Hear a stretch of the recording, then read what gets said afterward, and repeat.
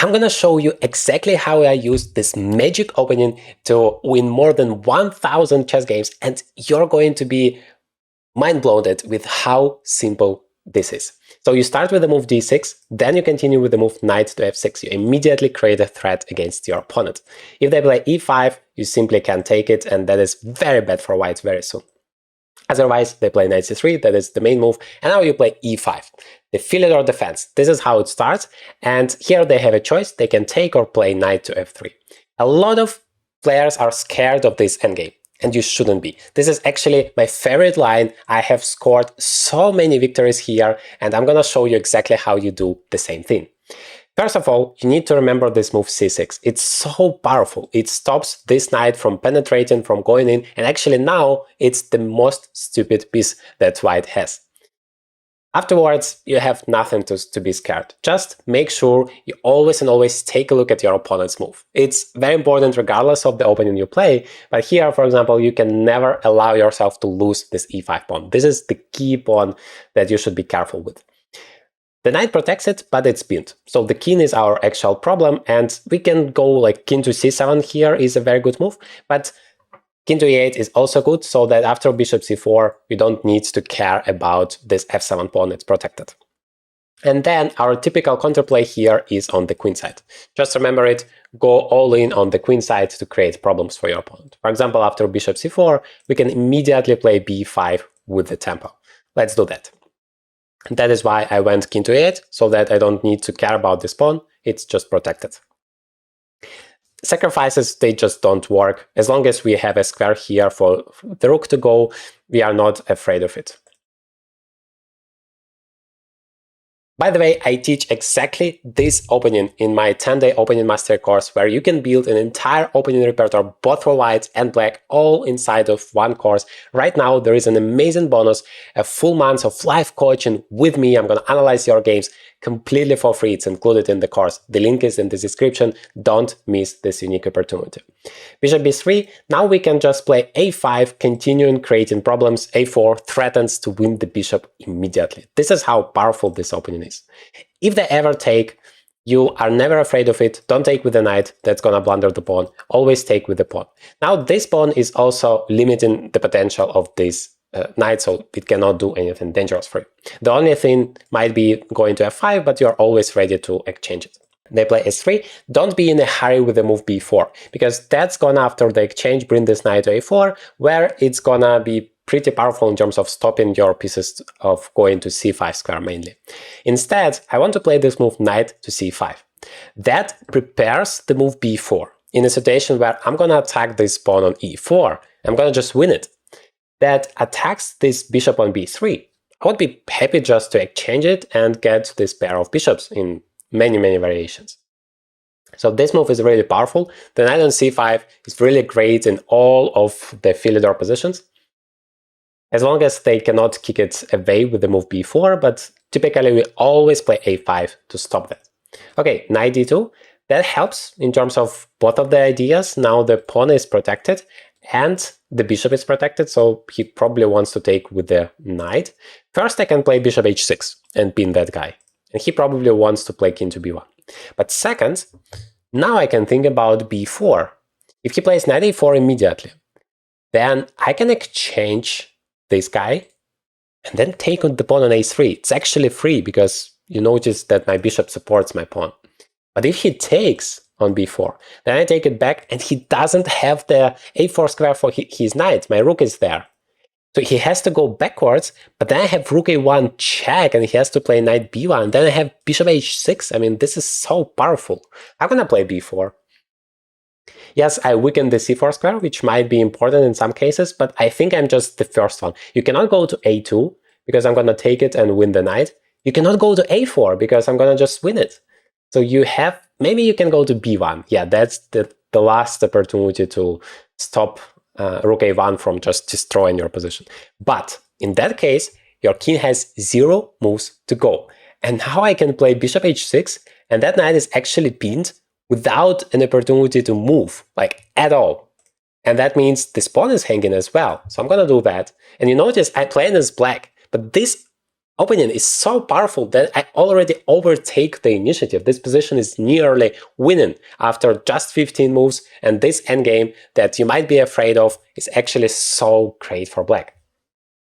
Alright, now knight takes b3 might actually be an idea to just ruin this pawn structure completely and get all of the bishops from the opponent.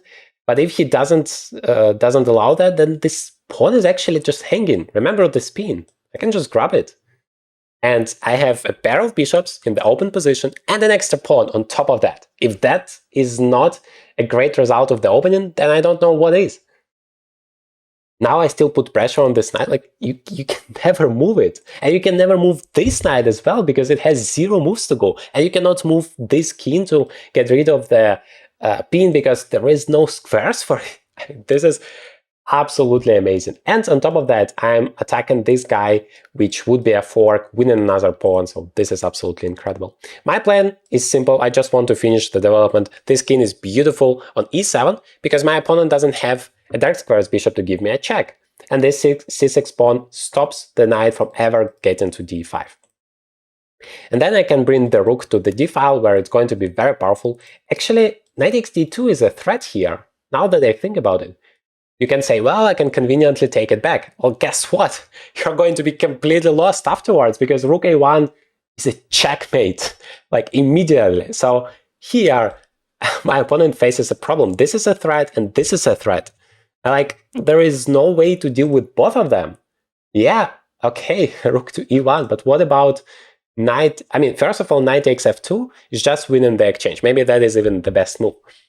But knight takes d2, you cannot take with the knight, you have to take with the rook. And then if I take, this is just an extra exchange, the same one that I get over here. But here I also get a pawn. That is why I'm saying that it might be even better. But let me think about the alternatives. Takes. Because of the pin, I'm not in a hurry to take it. I can also start with king to e7, preparing that. Maybe king d1, and then I have to take. Obviously, this is winning. But if I can grab another pawn, why not? Let's think about the moves. This rook cannot escape, so the only way is to somehow create counterplay, but I don't see a single threat he can create. So I love the move knight takes f2. Now I'm not even in a hurry to take the rook, as it cannot move, this knight cannot move, this knight cannot move. He literally is frozen. The king cannot move. So I can even play bishop g4 next, if he does not attack. He does attack the knight. I can actually even go back, but probably not needed. Let me think about it. Yeah, I think I should just take the rook. Be reasonable. So now I have 2 extra pawns and an extra exchange, all in just 18 moves. And somebody is afraid of this endgame. I never understand that. This is actually the highest win rate variation that I have in the entire Philidor system. All right, king to d1. I think the simplest is just bishop g4. Continuing, if you have extra material, all you need to do is just exchange everything that moves until it doesn't move anymore. Well, rook to a1 is also a move, which is actually very powerful, because now if you take over here, I can take, and you cannot take with the knight because of the pin, which means I'm gonna win a piece. Yeah, I'm gonna do that. I'm tactically stopping that, and this is the most active move that I have. And now I'm happy to play bishop to g4 check, developing yet another piece. So it doesn't matter if you're winning, if you're losing, if you're attacking or defending, you want to bring as many pieces into the game as possible. Now I have those bishops active, this rook active. The only piece that is not playing is this guy over here. And I'm happy to bring it into the game by playing king to e7. Remember, I promised you, the king in the center is actually great. You want to castle, you want to bring the king to the corner only because you are afraid of the checkmate. But if the queens are off the board, which happens in the beginning of this endgame, then you're not afraid of anything anymore. The king is great in the center because it controls a lot of squares. And now I'm finally happy to bring my last piece into the game, and notice that this king has 0 moves to go, which means this is literally a checkmate. I mean, he has to give up all of his pawns. Even that is not going to help. It's still a checkmate. All of his pieces, I meant. This is absolutely brilliant game. Yes, my opponent resigned. So here is exactly how you use this magic opening to crush anyone under 2000 elo. Let's see what happens if it does not take on e5. You need to know what to do in this case. So you still play knight to f6, all the same. But here after knight to c3 and e5, instead, or okay, that move is also possible. We still play e5. This is the beauty. We can go for literally the same thing regardless of what our opponent is playing. We immediately attack this pawn on d4. The only difference here is that they can play the move c3 instead of knight c3. And that is actually one variation where I want to put my bishop on g7, because there is no knight on c3. Against the knight on c3, which wants to get to d5, we normally don't do that because that gives too much activity for white in the center. But here I can actually take advantage of this knight being there and attack along this long diagonal. Let's see what's going to happen in this case. This variation, as well as everything else, is covered in the 10-day opening mastery, so you can be prepared against absolutely everything your opponent can throw at you. d4, e4, c4, knight f3, b3, whatever they play, the London system that I hate, you just don't care. You can use this setup like magic. The link will be in the description. Remember, there is a magical full month of live coaching with me included. He plays h4, which is very weird. Like, he wants to attack me probably, but how on earth is it gonna work? I don't know. So if I take it, he wants to sacrifice in exchange, probably. I don't believe in it. Let me just play bishop g7, be brave and say, if you want to take, you're welcome.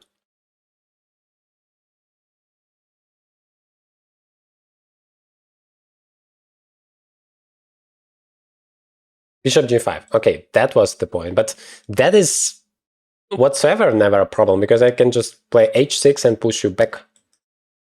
And if you take, well, I'm happy to take my two bishops advantage. I can even take with the queen, because the queen is actually pretty good there. Okay, therefore he goes backwards, but it's not like he achieved anything. Moreover, I have this beautiful g4 square for my knight. As he played h4, the pawns don't go backwards. So the lesson here is you never want to move your pawns in the opening unless it's central pawns and it's really the move that is necessary for you. Side pawns, please never move it unless you have a very good reason to do that. I think just knight g4 immediately. I mean, this is so great not to play it.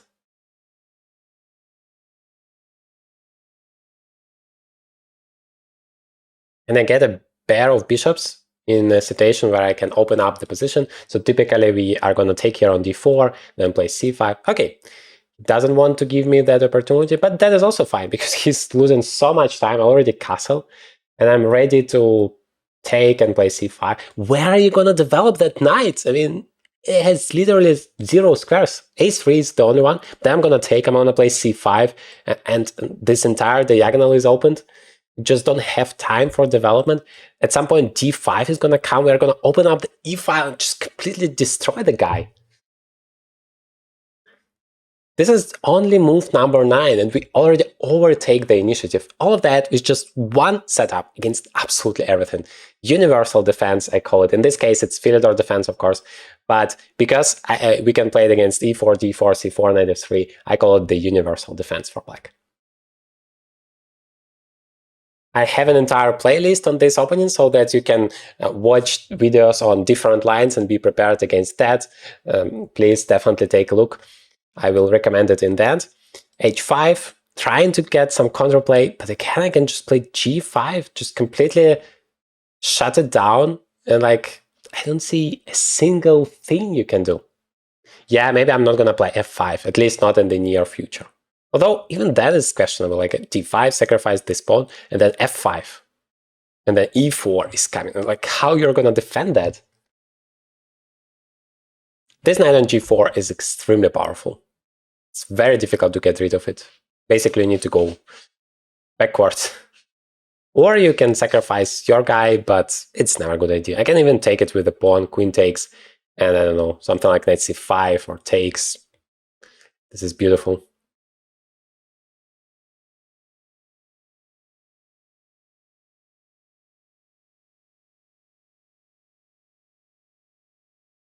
Knight a3, yes. Here I wanted just to take and play c5, very typical idea. If you play c5 immediately, then he can play d5, and that would shut down your bishop. That is not what we want. And I only take it once he moved his knight. Beforehand, he could have played knight to c3 after takes. But now that the knight is on a3, now and only now I take it and play c5. So that I can get into the game with my knight. Right now I couldn't. But if he takes or plays d5, then I have those beautiful squares. And also, just to open out this diagonal, I mean, bishop b2 is a very powerful threat. How do you stop it? You can play knight c4, but I don't care. Takes, just knight c5. I'm gonna crush you over here. Much faster that you're gonna create any problems for me. This is how important it is not to lose time in the opening. You always and always have to focus on development. And the golden rule here is one piece, one move, not more than that. Otherwise, you're losing very important time. Okay, that is one way to sacrifice the knight. Because, yeah, this is also hanging there. But I can take over here on f2, and then I can even take on d4 with a check. Does he have any in-between moves, like takes? Takes. I'm gonna take here, attacking this guy. Or it's much simpler. After knight f7, I can just take rook takes, defending my knight. So he has to take it back. But then I have bishop d4.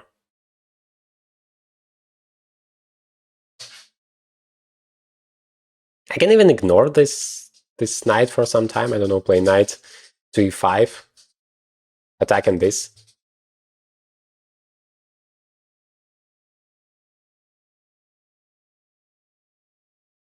One thing I have not to blunder, queen f6 is a bad check because he's gonna play knight f3 back and block the check and save his knight. But I can even just take the, like, there is no danger for me. This bishop is so powerful, this knight is coming, this bishop is coming. Just need to bring all of my pieces into the game. That should be enough to crush him. His king is nowhere safer than mine. He's in the center of the board. I'm about to launch some power threats against it. But here I do think that knight e5 might be possible. If he goes backwards, I just take it here with the check. Into e2. Knight takes b2. Maybe I don't want to give those chances. If I take here, maybe he wants to play bishop c3. That is the advantage, because if I play knight e5 and he plays bishop c3, then I have queen takes g5. And if I have a choice, I would rather take with the queen that would develop it, and this file is still closed. Yeah, let's go for it. I mean, I also have some ideas like knight f2, forking those pieces. And this is just, it feels much more active than passively taking the knight back. Also, just the fact that I have my knight on e5, this is like a dream of this opening, because he doesn't have any pawns over here, so he cannot kick it away. And the knight in the center is a beautifully placed piece. It controls absolutely everything. It creates so many threats, prepares moves like that. Just a dream. And notice this knight on h3 is so stupid. Bishop on d4 is so powerful. Just 15 moves into the game, and we are completely destroying our opponent with this magic opening.